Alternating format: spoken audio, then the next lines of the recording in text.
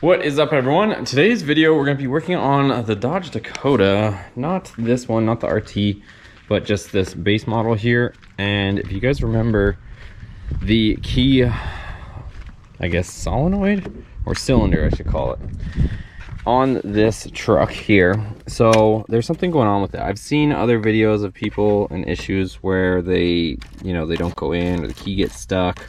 Mine goes in and goes out no problem, but it's doing some weird stuff. I can't turn it back like into the accessory position, so it doesn't go into the accessory position. And when you go to start it, like, I shouldn't be able to take the key out right now, it should be locked. And when you go to start it, it gets all notchy and doesn't roll back. So somebody burned out the starter motor on this. Like, watch, if I go to start it, I have to physically turn the key back. Oh, now it's gonna make a liar out of me. So now it rolls back by itself after I put a bunch of PB Blaster into it, but I still shouldn't be able to take the key out, I don't think. But it seems like it's working a little bit better, honestly. See how it got stuck there? So I'm gonna take this apart and see what we can do. I'm gonna go ahead and remove, I guess, this cover, and we'll take out the key cylinder and see what we can see. All right, so I think this is a T15, but anyways, there's torque screw here. I believe there's one more here, and maybe one here. So it looks like there's 3 on the bottom. So we'll take out the screws and then this cover should come off. So we'll take out this first torque screw here. There's the second screw, and then here's the third torque screw. Oh, she's tight in there. Oh, this should pop off now.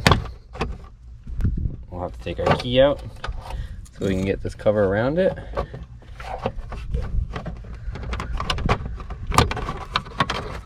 And we'll wiggle this off.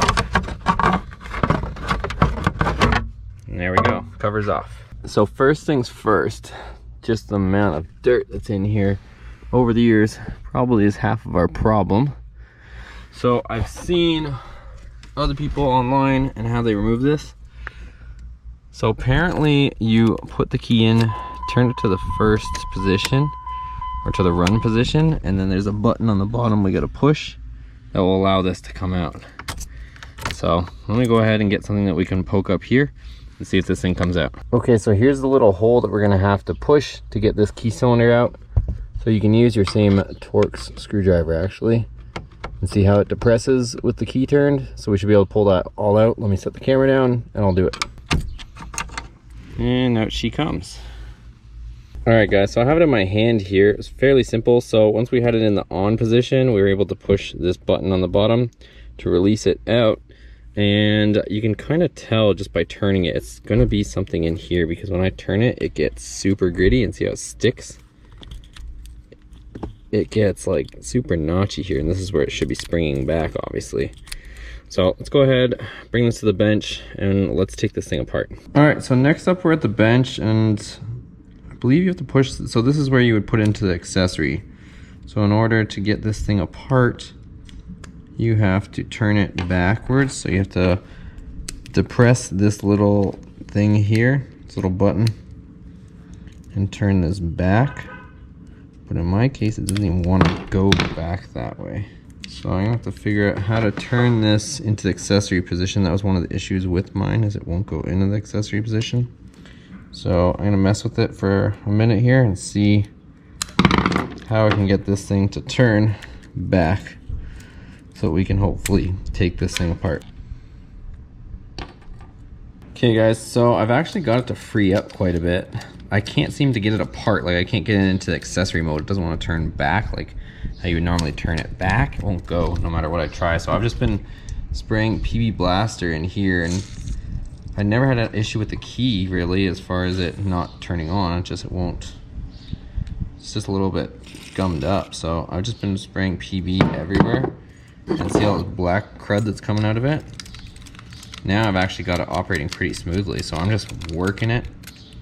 The key still doesn't stay in when the ignition's on, which is definitely a little funny, but as long as I can get it to start without jamming, I think that's my main priority right now. So see right there, it's starting to actually, whatever's inside that holds the key in, look, now the key's actually getting stuck in there, so it's getting better, guys, but still not quite there. But whatever's jammed up inside is starting to free up, and you can see all the black muck that's just coming out of it. So I'll keep messing with it, see if I can get it apart. At least if my starter's not jamming, I'll be a happy camper. But you can see just it's coming through at the other end, just all nasty black guck coming out of this thing.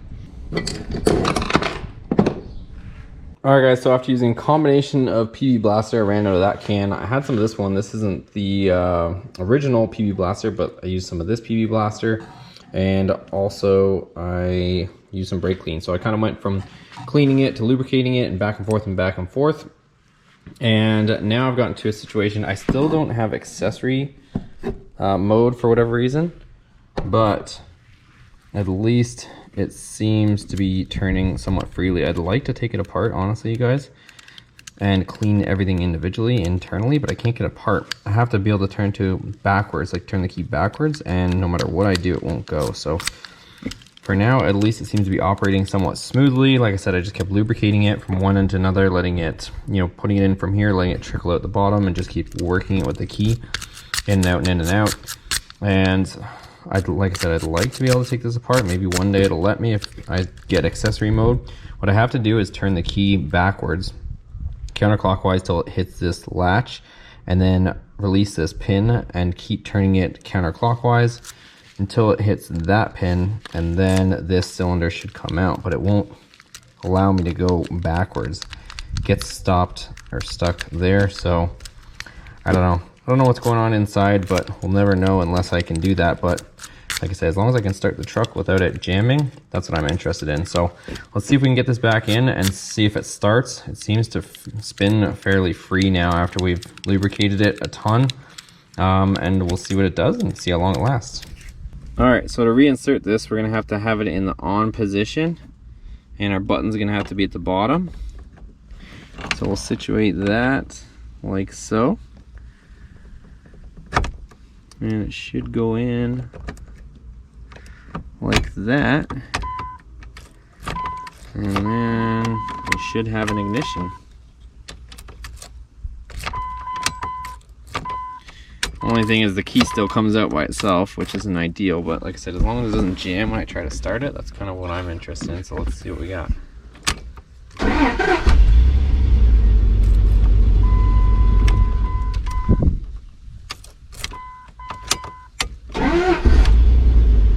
That's what I was looking for, guys, just so we don't burn out our starter. So it's not perfect, but it works.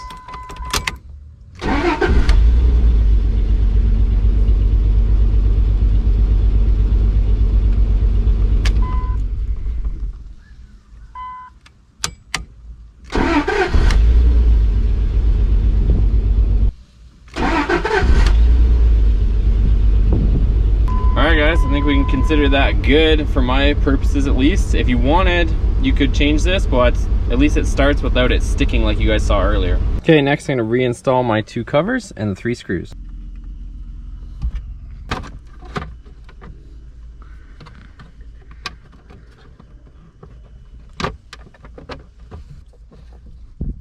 Okay, both covers are installed and we're back together. Okay guys, so that's gonna be a wrap for today's video. Like I said, not the exact fix that I wanted. If you wanted to actually take apart the key cylinder, you would have to turn it backwards into this accessory position. You'd have to release those pins, then keep going.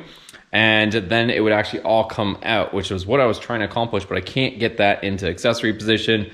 But at least now that key does not stick, so it's not going to burn out my starter, which is originally the only thing that I wanted to get fixed. So kind of splitting hairs at this point with that truck. So at least we're not going to burn out the starter with starting it now, and my main issue is resolved with it. The other thing too is you can order a replacement key cylinder.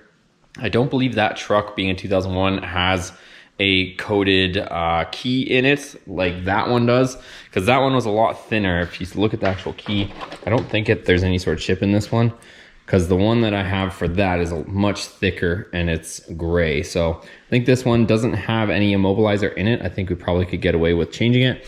But the problem is, if you end up changing it, then you're also falling victim to having to change all the door key lock assemblies as well. So just kind of a slippery slope. So that's why I'd rather just leave it rather than replacing it, just to get my accessory function back. So that's kind of my reasoning for not doing the full change. But we got more stuff. There's a bunch of check engine lights. Also, we have a lot more. If you guys are wondering too, we're not getting rid of the blue Dakota. That project is still alive and well. And just a sneak peek for you, we got everything on the bench. You probably see what that is. So make sure you give this video a thumbs up, hit that subscribe button if you haven't already. And we got a lot more content on the way, a lot more builds on the way, and a lot going on. So see you on the next one.